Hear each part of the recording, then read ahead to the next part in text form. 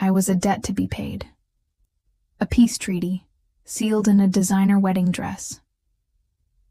My family called it an alliance, a smart way to end generations of bloodshed between the Vitales and the Rossis. But I knew exactly what it was. I was a sacrifice. My life was never really my own, but I never imagined it would end like this, bartered away to unite two warring families. They told me my husband, Adrian Rossi, was a monster. They weren't wrong. Standing in a lavish, cold room that was supposed to be my new home, I saw the cruelty in his eyes, the dismissive smirk on his lips. He was handsome, but it was the sharp, dangerous kind of beauty, like a shard of glass. He smoothed down his perfectly tailored suit, looking me over not with affection, but like a man reviewing a recent purchase. "Don't look so scared," he said. His voice was a low drawl with no warmth, just a chilling command. "You're a part of this family now. You're a Rossi, and you'll do exactly as you're told. Marco." His voice cracked through the silence like a whip, and I flinched. The camera of my memory pans to the doorway, where a man stood, built like he was carved from stone. He was tall and broad, wearing a simple dark suit that couldn't hide the power in his frame. His face was stoic, his expression impossible to read. This was Marco, the bodyguard. His eyes, dark and intense, met mine for a fleeting, impossible second. In that single moment, surrounded by the coldness of my new reality, I saw something else. It wasn't pity. It was something deeper. A flicker of conflict, a storm brewing just beneath the surface. They warned me about my husband, but they never warned me about the man sworn to protect me, and the betrayal he would inspire. The wedding wasn't a celebration of love. It was a business merger signed in blood and vows. I stood at the altar, a ghost in white lace, my hand trembling in Adrian's grip. I could feel hundreds of eyes on me, not the gazes of a loving family, but the watchful eyes of soldiers, capos, and two rival dons who had finally called a truce. My father, his face grim, gave me away without a single flicker of emotion. I wasn't a Vitale anymore. I was a Rossi, a living symbol of peace, and a prisoner in a gilded cage. The drive to the Rossi estate just confirmed my fears. We sat in the back of a black armored car, the silence between us suffocating. I dared to look at him, at the man who was now my husband. He was just staring out the window, his jaw tight. "Let's get a few things straight," he said, finally turning to me, his eyes like chips of ice. "You're here for one reason, to keep the peace. You will be a perfect wife. You'll smile when I tell you to smile. You'll speak when spoken to, and you will never, ever embarrass me or my family. Your life as Elena Vitale is over." He didn't wait for a response. He didn't care for one. The car pulled through massive iron gates, winding up a long driveway to a mansion that looked more like a fortress. It was beautiful, I guess, in a cold, intimidating way, with sprawling lawns and fountains that seemed to weep instead of dance. But the high walls and armed guards on patrol weren't there to keep intruders out. They were there to keep me in. That night, I was presented at a formal family dinner. The dining room was opulent, dominated by a long, dark wood table with Don Rossi, Adrian's father, at its head. He was an older man, but his presence filled the room, radiating this aura of absolute power and ruthlessness. He looked me over with the same cold calculation as his son, his eyes lingering for a moment before dismissing me as insignificant. "Welcome to the family," he grunted. The words held no welcome at all. It was just a statement of fact. The rest of the family wasn't any warmer. Adrian's sister Sophia eyed me with open contempt. Her whispers to her cousin were loud enough for me to hear. Little barbs about my family, my dress, my very existence. I sat in silence, a doll on display, picking at the food on my plate. It all tasted like ash. I had never felt so completely alone. It was a suite, bigger than my entire old apartment, filled with priceless furniture and a wardrobe of designer clothes, a prison cell draped in silk and velvet. "This will be your domain," he said with a dismissive wave. "You have everything you need. Don't wander." It was Marco. "Marco will be your personal bodyguard," Adrian announced, a cruel smile on his lips. "He's my most loyal man. He goes where you go. He sees what you see. There are no secrets in this house, Elena. Remember that." Adrian left, and I was alone in the room with the silent guard. He was just another extension of Adrian, another pair of eyes for my jailer. My fear was a physical thing, a cold knot in my stomach. And right then, I was terrified of the silent man in the corner, the one whose job it was to watch me crumble. I didn't see a protector. I saw the warden of my new prison. The days bled into one another, each a perfect copy of the last.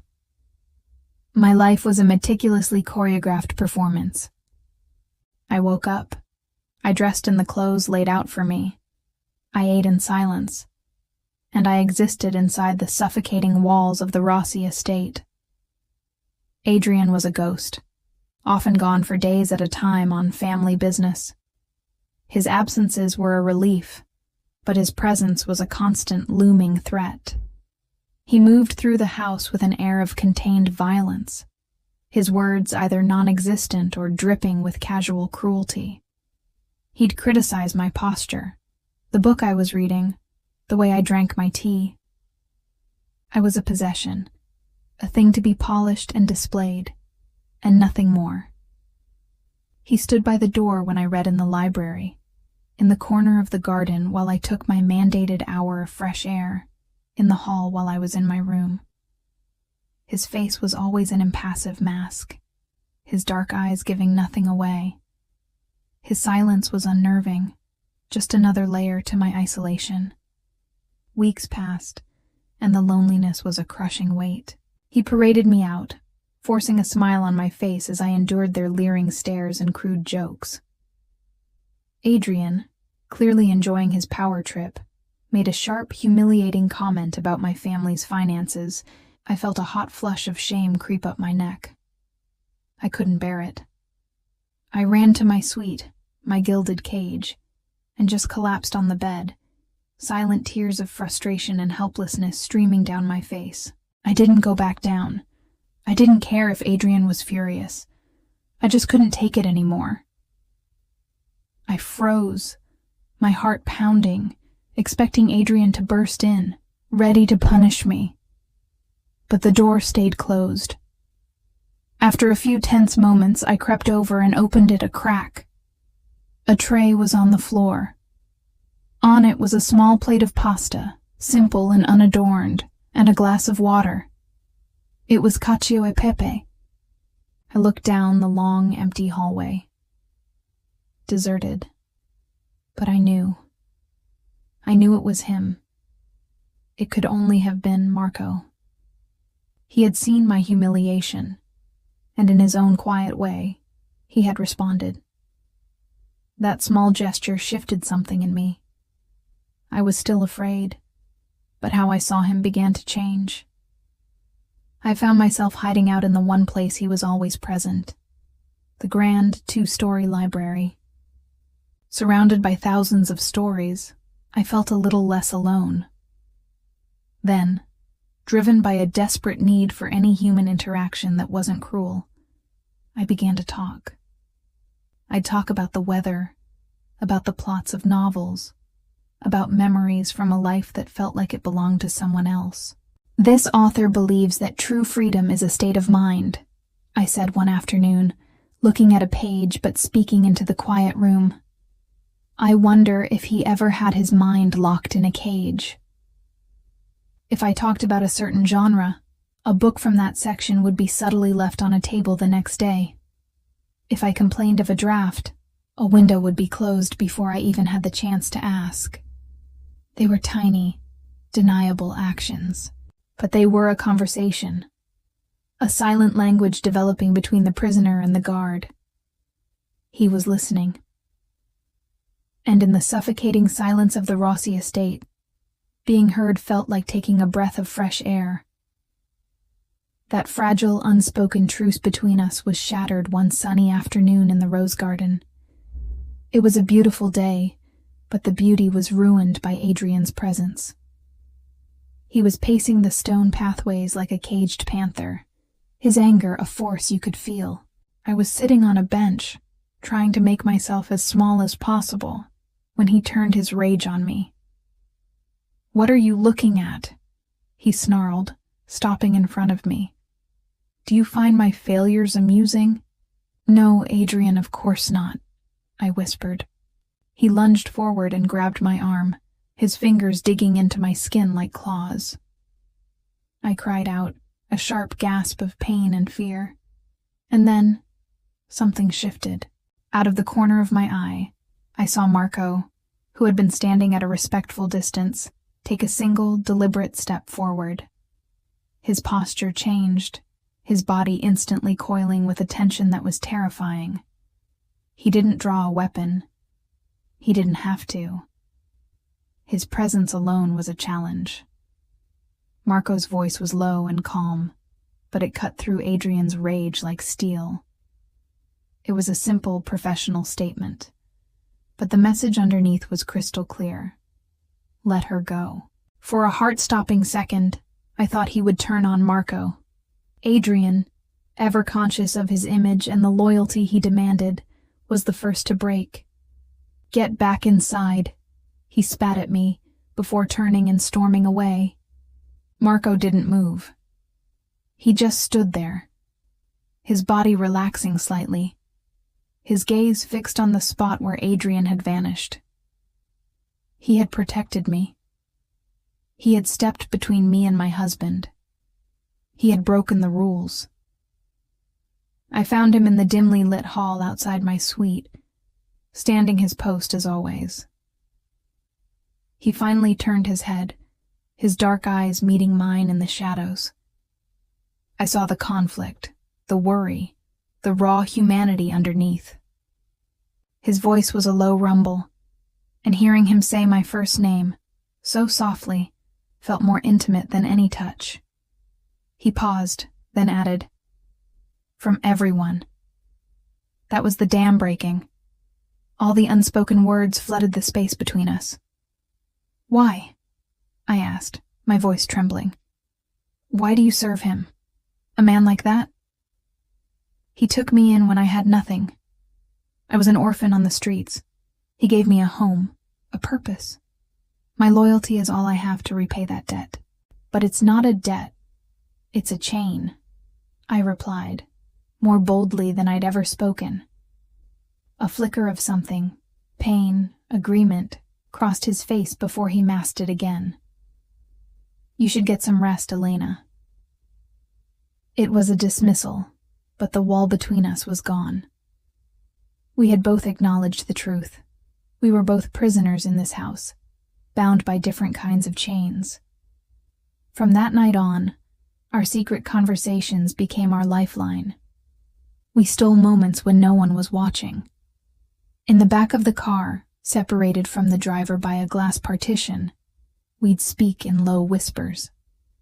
He told me about his life, the brutal training, the things he'd been forced to do in the name of loyalty. I told him about my dreams, about the life I'd once hoped for, a life where I could be a painter, a life where I was free. He saw the woman I was, not the trophy Adrian showed off. He saw my strength, my intelligence. And I saw the good, honorable man trapped inside the enforcer's shell. A man forced to serve a monster who had never become one himself.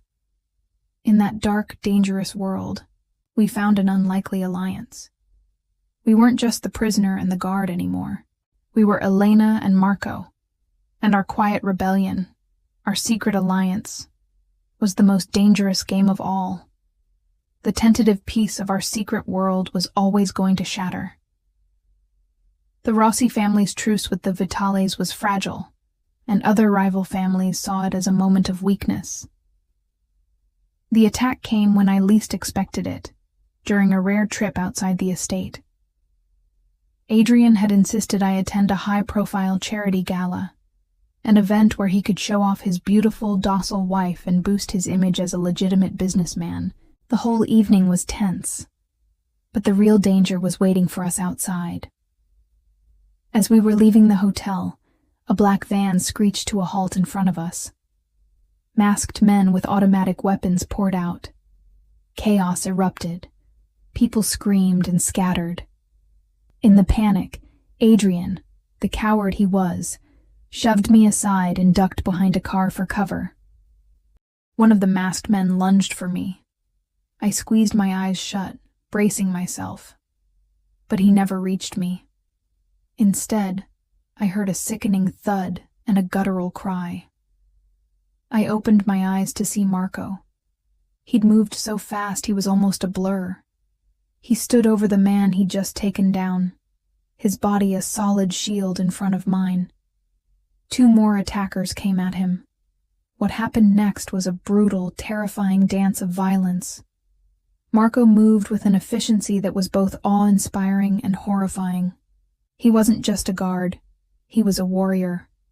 He disarmed one man with a fluid motion, using his own momentum against him, and incapacitated the other with a series of precise, disabling strikes. He wasn't killing them, I realized. He was neutralizing the threat, not annihilating it. When the immediate danger was gone, he turned to me, his face a mask of intense focus.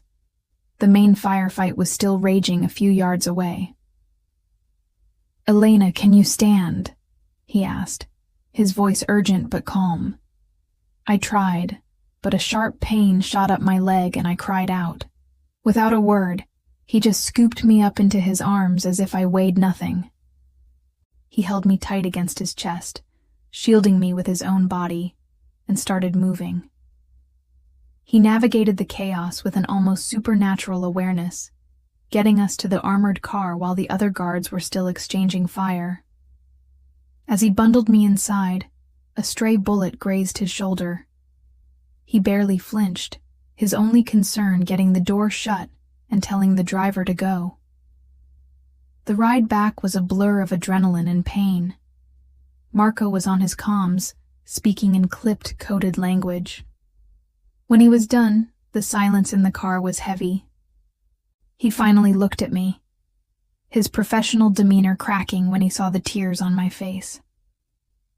"You're safe now," he said, his voice softer than I'd ever heard it. Then, I saw the dark stain spreading on his jacket. "You're hurt," I whispered, reaching a trembling hand toward his shoulder.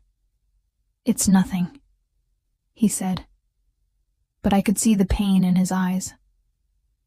Back at the estate, the place was on lockdown. Medics were there, but they were busy with the more seriously injured guards. Adrian, completely unscathed, was already in his father's office, probably spinning the story to his own advantage. Marco tried to brush off his injury, but I insisted. I led him to my bathroom, my sanctuary, and made him take off his jacket. The bullet had torn a nasty gash across his upper arm. My hands were shaking, but I found the first aid kit and began to clean the wound. The silence was thick with everything we couldn't say. My fingers brushed against his skin, and the air crackled. All the barriers we had so carefully built, prisoner and guard, protector and protected. they all just evaporated. I was just a woman, tending to the man who had saved her life. He was just a man, vulnerable and in pain, who had risked everything for her. He watched me, his dark eyes tracking my every move. The stoic mask was completely gone, replaced by a raw, naked vulnerability that mirrored my own. My heart was pounding so loudly I was sure he could hear it. As I tied off the bandage, my hands lingered on his arm. I looked up, and our eyes met. The space between us felt impossibly small. He leaned in slowly, his gaze dropping to my lips. My breath hitched. This was it, the moment I had secretly yearned for and been terrified of. He was going to kiss me. But then, just as his lips were about to touch mine, he froze. A look of agony crossed his face, a war raging inside him. He pulled back, shaking his head slightly. "This can't happen, Elena," he rasped, his voice thick with regret. "Do you know what his father would do to us?" He didn't need to finish. I knew. Death would be a mercy. He stood up, his professional mask sliding back on, but it was cracked and ill-fitting. "I'm sorry," he said, his voice formal again. "I'm glad you're safe." And then he was gone, leaving me alone in the sterile white bathroom, the scent of antiseptic and the ghost of his presence lingering in the air. He had pulled away, but it was too late. The line hadn't just been crossed, it had been erased. He had saved my life, and in doing so, he had stolen my heart. My reliance on him was now absolute, and my quiet affection had blossomed into a love that was as undeniable as it was dangerous. The failed kidnapping attempt changed everything. Adrian, humiliated by his own cowardice and furious about the security breach, became even more volatile. The estate turned into a fortress on high alert, with double the guards. My freedom was cut even further. I was confined to the house and the immediate gardens, my gilded cage shrinking by the day. But the lockdown had an unintended side effect. It threw Marco and me together more than ever. He was a constant presence. The near kiss in the bathroom hung in the air between us, a charged, unspoken truth. We tried to go back to how things were, to stolen whispers and silent conversations, but it was impossible. The dam of our carefully controlled emotions had a crack in it, and the pressure was building. We couldn't look at each other without remembering that moment, that precipice we had stood on. The breaking point came a week later, during a raging thunderstorm. The power had flickered, and the house was running on backup generators, casting long, dancing shadows down the halls. The storm outside matched the tempest inside me. I couldn't stand being in my suite, so I went to the library, my only real sanctuary. Marco was there, as always, standing by the door. The thunder boomed, and I flinched. I looked at him, standing so stoically, and all the fear, loneliness, and desperate longing of the past months came rushing to the surface. "I'm so scared, Marco," I whispered, the words barely audible over the rain. He moved then, crossing the room in a few long strides. He stopped in front of me, his face etched with a conflict that tore at my heart. "I know," he said, his voice low and rough, "but I am here. I will always be here to protect you." "But who protects you?" I asked, my voice breaking. That question seemed to undo him. The last of his control crumbled. He reached out, his hand gently cupping my jaw, his thumb stroking my cheek. The touch was electric, a jolt that shot through my entire body.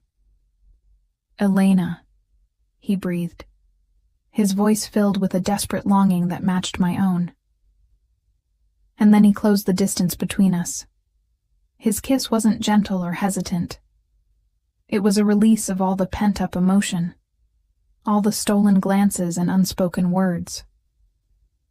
It was desperate and hungry, a confirmation of everything we'd both been fighting. I melted into him, my hands gripping his shirt as if he were my only anchor in a raging sea. It was a moment of pure, terrifying bliss.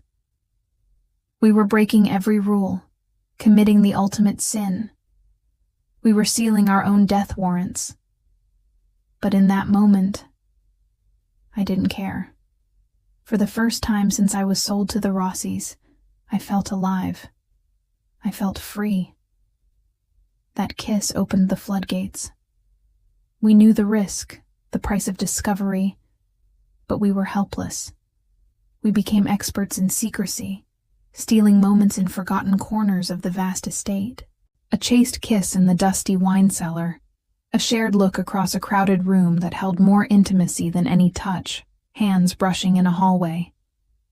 We were playing with fire, and the heat was intoxicating. In these stolen moments, we let ourselves dream. We'd talk in hushed tones about a life far away from the Mafia. A small house by the sea, a place where I could paint, and he could just be a man, not a soldier. "I know things, Elena," he told me one night, his voice a low whisper in the darkness of the library. "I know how this family operates, their routines, their weaknesses. Adrian and his father, they're powerful, but they're arrogant. And their arrogance is a weakness we can use." A glimmer of hope, fragile but fierce, began to grow in my heart. The woman who had been a passive victim was starting to disappear. In her place, someone new was emerging. Someone who was no longer just thinking about survival, but about escape, about fighting back. With Marco by my side, I felt a strength I never knew I had. This wasn't just a forbidden love.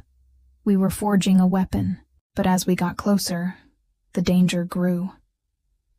Adrian, while arrogant, wasn't a fool. His paranoia, amplified by the attack, made him watchful. He started noticing things. The way my fear of him had been replaced by a quiet, defiant calm. The way Marco's professional distance was compromised, his eyes lingering on me for a second too long. The way the air between his wife and his most loyal man crackled with an energy he couldn't name, but could definitely feel. He started to lay traps. He'd dismiss Marco from my side for hours, only to appear unexpectedly to see my reaction. He'd make a cruel remark to me, watching not my face, but Marco's, searching for any flicker of emotion. We navigated his tests carefully, but we both knew it was only a matter of time. We were walking a tightrope over a canyon, and the winds of Adrian's suspicion were picking up. The end came not with a bang, but with a whisper. Adrian didn't catch us in an embrace or sharing a secret. His discovery was quieter and far more chilling. He'd sent me to get a file from his home office, a room I was normally forbidden from entering. It was a test.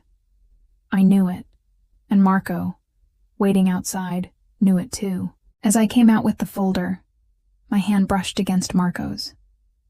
It was an accident, a fleeting contact.